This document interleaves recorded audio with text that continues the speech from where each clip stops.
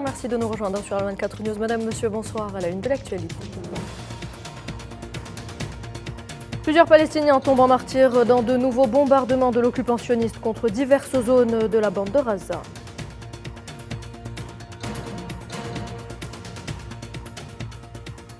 La reconnaissance de l'État de Palestine n'est que justice pour le peuple palestinien, affirme à Bruxelles le ministre espagnol des Affaires étrangères, José Manuel Álvarez.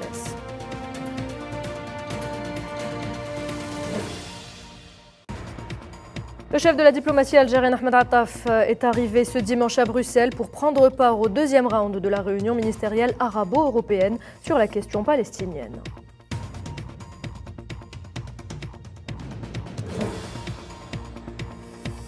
Et puis Moscou revendique la prise d'un nouveau village dans l'est de l'Ukraine et poursuit sa lente poussée dans ce secteur du front.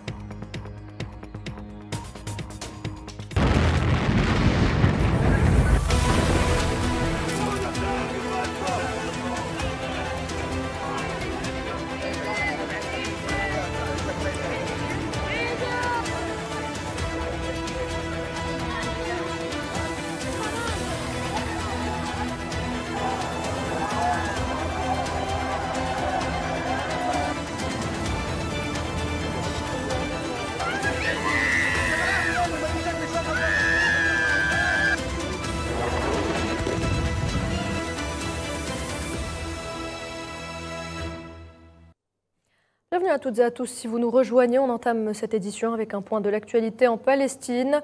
Plusieurs Palestiniens sont tombés ici en martyrs et d'autres ont été blessés ce dimanche dans des bombardements de l'occupationniste contre diverses zones de la bande de Gaza. 6 martyrs sont à déplorer après le bombardement d'une maison située dans la région de Khirbat al-Hadas, à l'est de la ville de Rafah. L'artillerie de l'armée de l'occupation a également ciblé le camp de Yabna au centre de Rafah et les blessés ont été transférés à l'hôpital spécialisé du Koweït à l'ouest de la ville. Une Palestinienne a également été tuée et d'autres blessés dans des bombardements sur la ville d'Abassan à l'est de Khan Younes. Des sources locales rapportent que l'artillerie sioniste a bombardé un rassemblement de citoyens entraînant ainsi la mort de la jeune femme.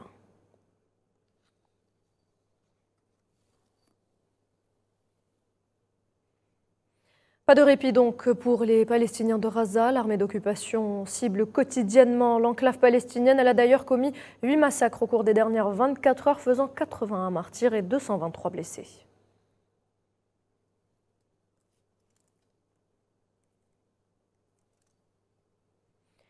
Et le bilan de l'agression sioniste s'élève à 35 984 martyrs et 80 643 blessés depuis le 7 octobre dernier. Il faut savoir que ce sont en majorité des femmes et des enfants qui sont ciblés par les bombardements de l'occupant.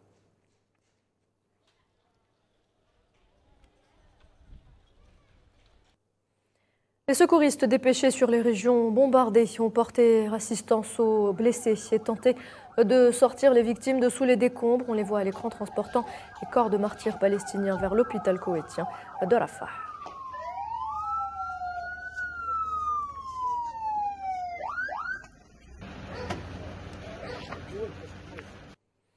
Les patients du nord de l'enclave palestinienne souffrant de problèmes néphrétiques voient leur souffrance s'accroître de jour en jour en raison de l'intensité des bombardements et des offensives sionistes. Depuis le 7 octobre, l'occupation continue de s'acharner et de cibler des institutions sanitaires et hôpitaux de l'enclave. Dans le service néphrologie de l'hôpital Kamal Adwan, la situation est très alarmante. Les Palestiniens dialysés doivent désormais prendre leur mal en patience en attendant des jours meilleurs. Amel Amazian Zitouni. Le spectre des bombardements sionistes à Gaza éreinte les patients de l'hôpital Kamal Adwan, déjà fatigués par la maladie. La détérioration de la situation les rend encore plus fatigués. Souha Al-Batran, patiente qui souffre d'insuffisance rénale, est obligée de se rendre assez souvent au service de néphrologie de l'hôpital. Mais avec le génocide en cours, atteindre l'hôpital Kamal Adwan saine et sauve est en soi un exploit. Je souffre d'une insuffisance rénale. Je suis venue à l'hôpital pour subir une dialyse pendant plus de 15 jours. Je n'ai pas pu me rendre à l'hôpital en raison des bombardements sionistes. Comme j'habite dans le quartier d'Al-Darraj, dans la ville de Gaza, le chemin vers l'hôpital est dangereux pour moi. Cela me fatigue davantage. Situé dans la ville de Beit Lahia, au nord de la bande de Gaza, le seul centre médical spécialisé dans les pathologies rénales, l'hôpital Kamal Adwan est désormais à l'arrêt en raison des menaces qui pèsent sur lui. Alors que le siège se poursuit dans le nord de Gaza, il est très difficile pour les patients atteints de pathologie rénale de se rendre à l'hôpital en raison des bombardements aériens israéliens aux environs de l'hôpital Kamal Adwan avec des obus d'artillerie. Par conséquent, la terreur s'empare des patients et ils sont incapables d'atteindre l'hôpital pour recevoir leur traitement. Nous appelons toutes les institutions internationales à intervenir car ce département est le seul point de traitement des patients rénaux dans le nord de Gaza. Les forces d'occupation sionistes avaient déjà pris d'assaut la plupart des hôpitaux de Gaza, notamment l'hôpital Kamal Adwan, ont maltraité le personnel médical, les malades et les blessés et arrêté des membres du personnel médical. Le ciblage meurtrier des hôpitaux est l'une des politiques barbares sionistes dans l'enclave palestinienne depuis le 7 octobre dernier. En Cisjordanie occupée, les forces d'occupation ont arrêté 20 Palestiniens la nuit dernière, dont des enfants et d'anciens prisonniers dans les gouvernorats de Beit Laham, Ramallah, Naplouse, El-Khalil, Jenin et El-Quds. Ces arrestations ont été accompagnées de plusieurs assauts et d'abus, sans compter le sabotage et la destruction des maisons de Palestiniens.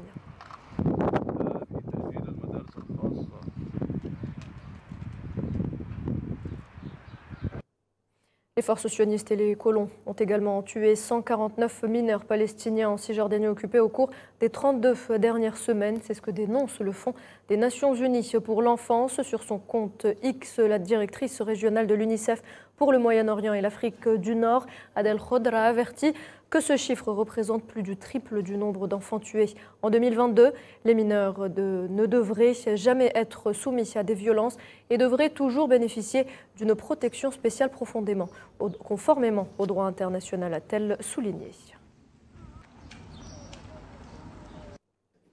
La reconnaissance de l'État de Palestine n'est que justice pour le peuple palestinien. C'est ce qu'affirme depuis Bruxelles le ministre espagnol des Affaires étrangères, José Manuel Álvarez.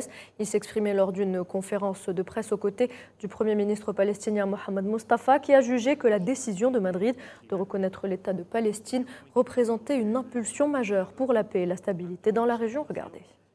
Le peuple palestinien a le droit d'avoir un État, tout comme le peuple israélien, et de vivre côte à côte dans la paix, la sécurité et le bon voisinage. La reconnaissance de l'État palestinien est une justice pour le peuple palestinien. C'est la meilleure garantie de sécurité pour Israël et une nécessité absolue afin de parvenir à la paix dans la région. La Palestine, par la voix de son Premier ministre, Mohamed Mustafa, a appelé une fois de plus tous les États qui n'ont pas encore reconnu l'État de Palestine à prendre cette décision de principe le plus rapidement possible. La reconnaissance de l'Espagne, ainsi que de 146 États, représente un élan majeur pour la paix et la stabilité dans notre région et constituera une base solide pour un processus irréversible vers la consolidation et la réalisation d'un État indépendant, l'État palestinien. De la même manière, nous sommes pleinement convaincus qu'un certain nombre de pays européens partageant les mêmes idées emboîteront le pas et reconnaîtront formellement l'État de Palestine dans un avenir très proche. Le gouvernement palestinien appelle une fois de plus tous les États qui n'ont pas encore reconnu l'État de Palestine à prendre cette décision de principe le plus rapidement possible. Mohamed Mustafa dira que l'heure est venue d'aller au-delà des simples condamnations, joindre les mots aux actes, d'élever un peu plus la voix et d'exiger un cessez-le-feu.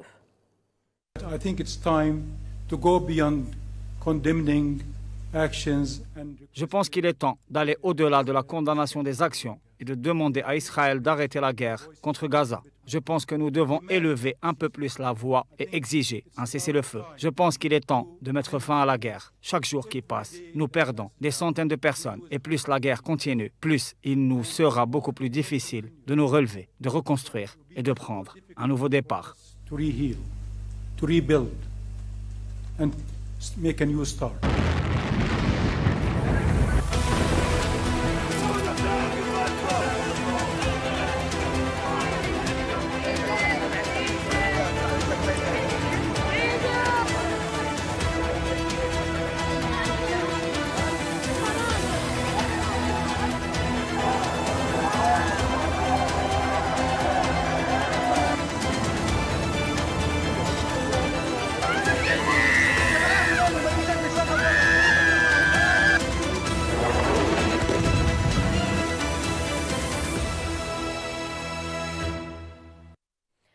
l'actualité également, chargé par le président Abdelmadjid Tebboune, le chef de la diplomatie algérienne Ahmed Attaf est arrivé ce dimanche à Bruxelles pour participer à une réunion ministérielle arabo-européenne sur la question palestinienne.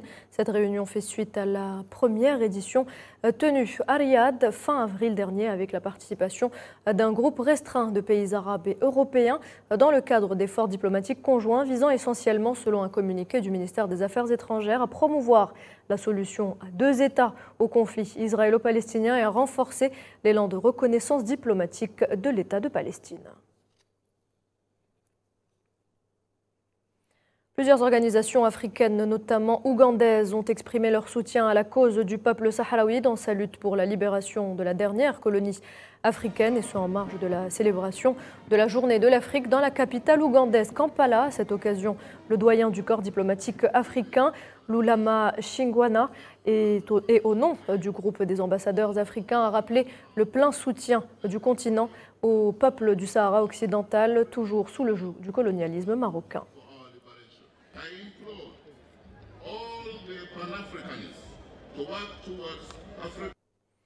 Le Maroc, justement, peine à lutter contre la sécheresse ces dernières années et souffre de conséquences sans précédent sur le secteur agricole, mais également sur l'emploi. Le taux de chômage au Royaume a augmenté de 5,7% dans les zones rurales.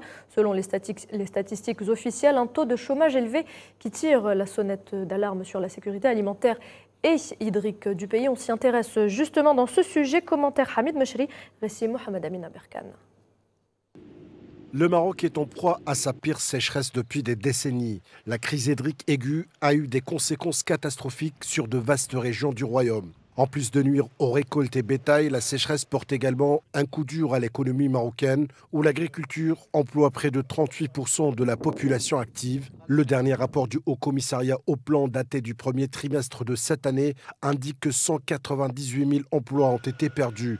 Au cours de l'année dernière, le taux de chômage dans les zones rurales est passé de 5,7% au cours des 3 premiers mois de l'année dernière à 6,8% au cours de la même période de l'année en cours, selon les données de l'organisme marocain des statistiques. De nombreux ouvriers agricoles ont désormais du mal à trouver un emploi qui leur permettra de travailler toute l'année. Au cours des 5 dernières années, il y a moins de terres agricoles récoltées ou cultivées, ce qui fait que les agriculteurs choisissent d'embaucher de moins en moins d'ouvriers agricoles. Plus que les graves pénuries d'eau causées par la sécheresse de cette année, les spécialistes ont exprimé leur inquiétude quant au fait que les conditions sèches persistent encore à l'avenir. Cette année, la sécheresse et la baisse de ressources en eau ont provoqué une diminution de la superficie cultivée en céréales d'environ 42,5% par rapport aux années précédentes. Selon les estimations de la Banque centrale, la récolte de céréales devrait diminuer cette année à 2,5 millions de tonnes. Avec des voyants rouges, le gouvernement marocain a revu ses prévisions de la production céréalière à la baisse. Après avoir annoncé une récolte de 7,5 millions de tonnes, il s'attend désormais à environ 3,12 millions de tonnes contre 5,5 millions de tonnes en 2023. Cela est synonyme de multiples casse-têtes pour les autorités marocaines. Le changement climatique affecte négativement la sécurité alimentaire du pays et menace de réduire le PIB de 6,5%, avec une migration massive de la population rurale vers les zones urbaines où le taux de chômage demeure également très élevé.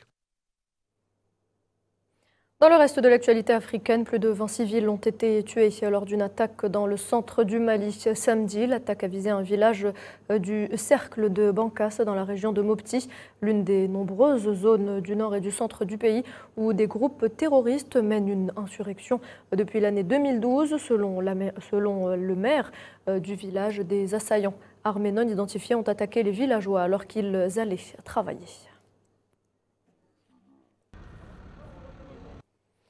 J-3 avant le début du scrutin général en Afrique du Sud, l'occasion pour l'opposition de tenir ses derniers meetings.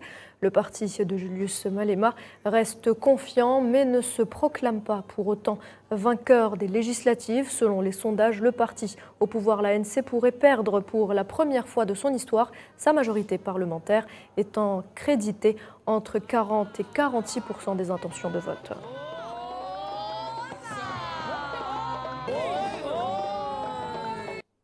Et puis dans un tout autre dossier, la Russie revendique la prise d'un nouveau village dans l'est de l'Ukraine, poursuivant ainsi sa poussée dans ce secteur du front où se déroule l'essentiel des combats malgré une autre offensive russe dans le nord-est du pays. Et le bilan de la frappe russe sur un hypermarché de bricolage à Kharkiv, deuxième ville d'Ukraine, continue de grimper, passant à 16 morts ce dimanche. Et ce, au lendemain de cette attaque qualifiée d'ignoble par le président ukrainien. 43 personnes ont été blessées et 16 autres sont portées disparues.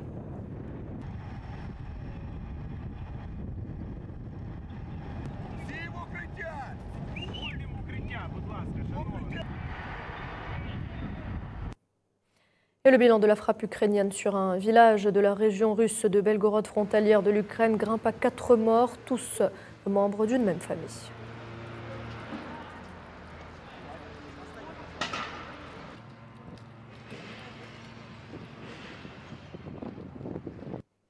Le président ukrainien Volodymyr Zelensky a tenu à envoyer une invitation au président américain Joe Biden et le président chinois Xi Jinping afin de participer à un sommet pour la paix prévu en Suisse. And I am appealing to the leaders of the world who are still aside of the global. J'en appelle aux dirigeants du monde qui sont encore à l'écart des efforts mondiaux du sommet mondial pour la paix, au président Biden, le dirigeant des États-Unis, et au président Xi, le président de la Chine. Nous ne voulons pas que la Charte des Nations Unies soit brûlée comme ces livres. Et j'espère que vous ne le voulez pas non plus. S'il vous plaît, montrez votre leadership pour faire avancer la paix. La vraie paix et pas seulement une pause entre les frappes. Les efforts de la majorité mondiale sont la meilleure garantie que tous les engagements seront respectés.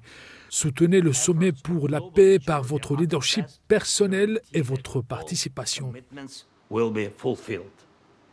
Please support the Peace Summit with your personal leadership and participation. Emmanuel Macron et son épouse Brigitte en Allemagne pour une visite d'État de 3 jours destinée à réaffirmer la force du couple franco-allemand et à tenter de dépasser les différences sur les grands dossiers européens, de la guerre en Ukraine aux rivalités commerciales. Il s'agit de la première visite d'État la plus élevée dans le rang protocolaire d'un président français en Allemagne depuis 24 ans. Formidable, merci d'être venu.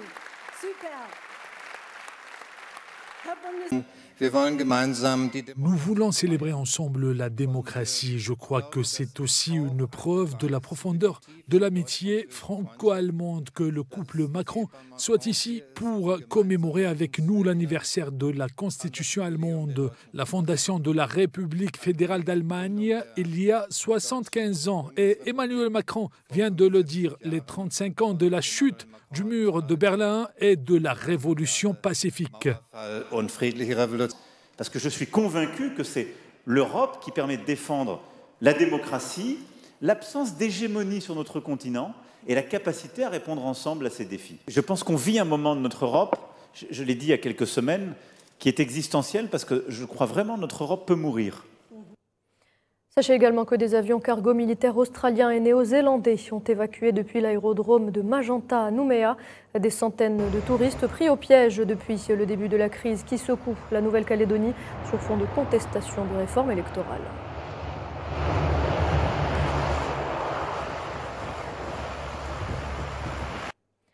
Second tour de l'élection présidentielle en Lituanie, à l'issue d'une campagne dominée par les questions de défense. Vilnius cherche à renforcer sa sécurité face à la Russie voisine, opposée à la première ministre. Le chef de l'État sortant est le grand favori pour remporter un second mandat de 5 ans à la tête du pays.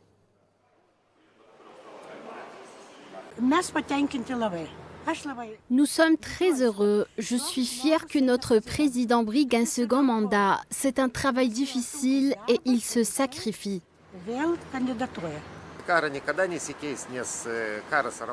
L'opinion sur la guerre ne changera en aucun cas parce que la guerre est un mal et qu'aucun des candidats n'est ni radical ni pro-russe. Simonite est trop arrogante. Elle essaie toujours de créer des conflits avec nos États. Je pense qu'il ne devrait pas en être ainsi. L'ONU estime à plus de 670 le nombre de morts dans un glissement de terrain qui a enseveli un village en Papouasie-Nouvelle-Guinée où les secours sont toujours à pied d'œuvre pour retrouver d'éventuels survivants.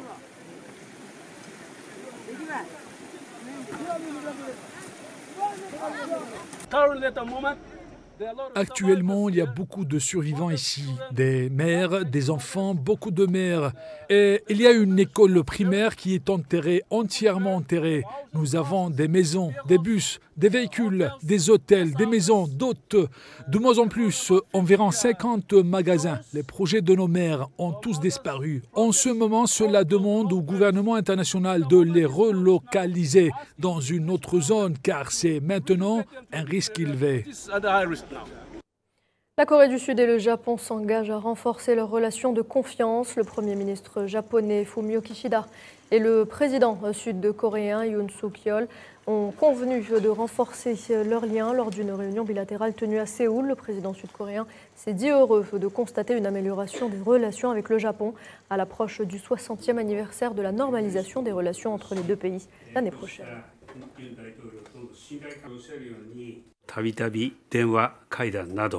Je suis très heureux que nous ayons continué à communiquer étroitement par le biais de conversations et d'appels téléphoniques sur la base de cette relation de confiance entre nos dirigeants, poursuivant à l'avenir la navette diplomatique.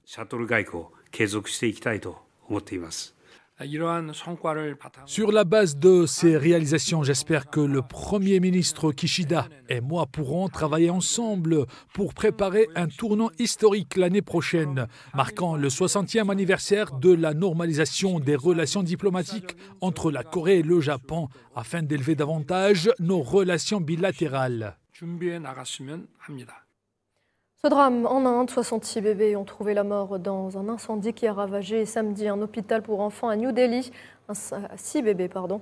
Un 7e bébé parmi les 12 nouveau-nés extraits était décédé avant l'incendie. Le Premier ministre indien Narendra Modi a qualifié l'incendie et le décès de ces 6 nouveau-nés de déchirants dans un message publié sur les réseaux sociaux.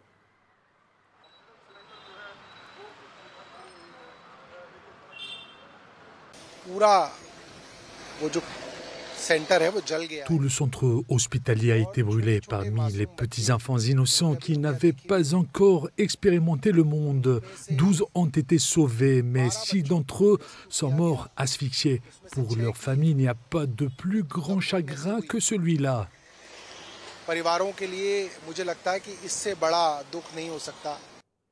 Et le président du Salvador, Nayib Bukele, a annoncé le déploiement de 2000 soldats et de 1000 policiers armés dans 5 quartiers de la ville d'Apopa, dans le nord du pays, face aux gangs. Qui fait face aux gangs ?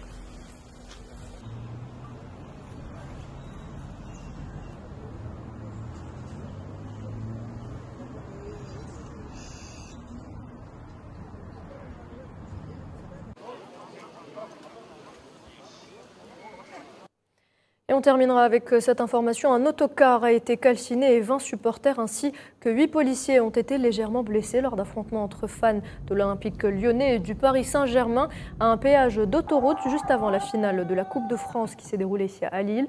Des faits condamnés avec la plus grande fermeté par le président Emmanuel Macron. Au moins 8 policiers ont par ailleurs donc été légèrement blessés, a précisé de son côté le préfet du Nord.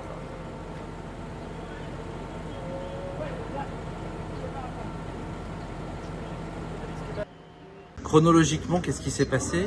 Une des deux équipes était à l'heure et est arrivée pile à l'endroit où il fallait. Une autre des équipes est arrivée au mauvais endroit, à un mauvais timing, et a repéré l'équipe adverse et a déclenché, les supporters ont déclenché les sécurités du bus, et alors que les bus de l'équipe adverse étaient au péage, sont sortis pour attaquer les bus adverses. Le club adverse est sorti à son tour, suscitant l'intervention des forces de l'ordre. Il y a eu des rixes très violentes. Au moins 8 policiers ont été légèrement blessés.